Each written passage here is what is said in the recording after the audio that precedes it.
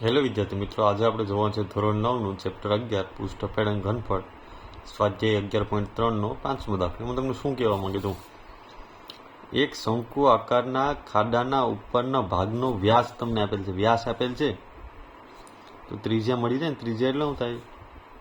વ્યાસ ભાગ્યા 2. વ્યાસ કેટલું છે? 3.5 મીટર ભાગ્યા 2.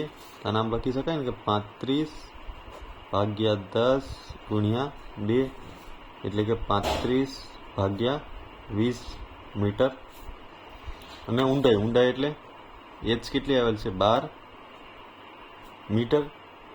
તો તેની ક્ષમતા તમારે કેમાં શોધવાની છે? કિલો લીટરમાં શોધવાની. ક્ષમતા એટલે કે ઘનફળ. ઘનફળ શોધવું હોય તો શું લખાય? શંકુનું ઘનફળ બરાબર 1/3 પાઈ r² x. આ સૂત્ર તમને ખબર જ હશે. 1/3 ના 1/3, પાઈની કિંમત 22 ભાગ્યા 7, r એટલે 35 ભાગ્યા 10, સ્ક્વેર છે એટલે 2 વાર લખવું પડે તો 35 ભાગ્યા 10, h એટલે આપણી પાસે કેટલા છે? 12. રેડી? હવે આમાં ઉઠતું ઉડાડીએ તો એક તો પેલા 7 5 35. રેડી? પછી સૂર્યો અહીં 20 આવે, 10 દૂર આ 20 થશે ને, અહીં બી 20 આવશે, અહીં બી 20. રેડી? તો આમાં શું ઉઠશે? 7 5 35, પછી 5 4 20. રેડી? પછી 4 13 12, 3 3 કેન્સલ થઈ જાય. બીજું શું વધ્યું? આપણે પાસે વધ્યું લખીએ તો કે ભાઈ આ 22 ગુણ્યા 35 ભાગ્યા નીચે શું વધ્યું? 20. તો 10 દુ 20, 11 દુ 22. હા કે ના? આપણી પાસે શું મેળવ્યું? 11 ગુણ્યા 35 ભાગ્યા 10. હવે 35 ગુણ્યા 11 કરશું આપણે તો બંનેનો 0, 5 1 5, 3 1 3, 5 1 5 ને 3 1 3, તો 5 ના 5, 5 6 7 ને 8 ને 3 ના 3, તો 385 ભાગ્યા 10. આ તમને કેવા મળશે? 38.5 મીટર ઘન.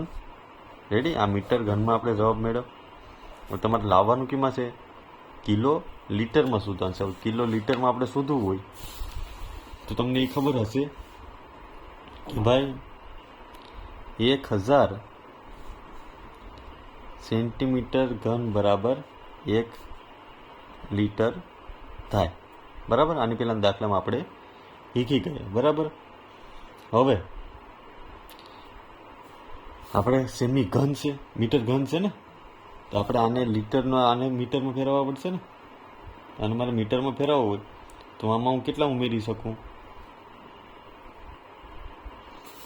તો તમને ખબર હશે કે ભાઈ આ 1 2 3 1000 આ 7 3 મીંડા કરું, સેન્ટીમીટર ઘન બરાબર 1 મીટર ઘન થાય. હા કે ના? તો આ સેમી ઘન છે તો 1000, તો આ શું થશે? લીટર થશે ને. તો 1 મીટર ઘન બરાબર 1 કિલો લીટર થાય ને. રેડી? આની પરથી કહી કે ને કે આ કિલો લીટર, આ સેન્ટીમીટર છે. હા કે ના?